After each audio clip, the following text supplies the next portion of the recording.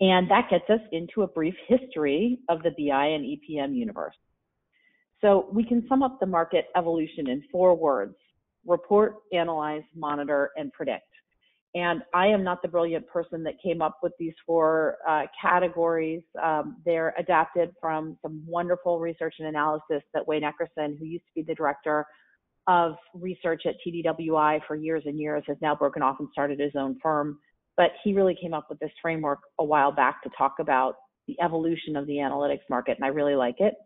So if you think back, and I won't even go back pre-1980s, actually a lot of these concepts and terms were developed back in the 40s, 50s, and 60s in sort of the whole philosophy of mind, philosophy of computing realm by folks like Searle and Turing, excuse me. Goodness, that was hard to say.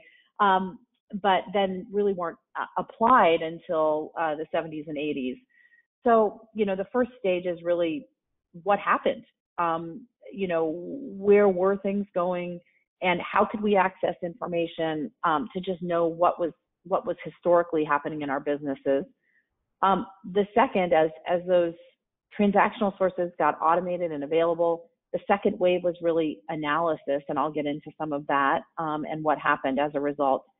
The third stage was monitoring. Things became more automated, and so there was a great way to sort of track and follow along with what was happening on a more near real-time basis.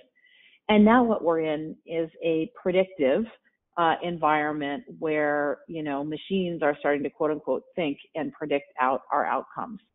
And it's pretty confusing right now to follow all these different terms and technologies.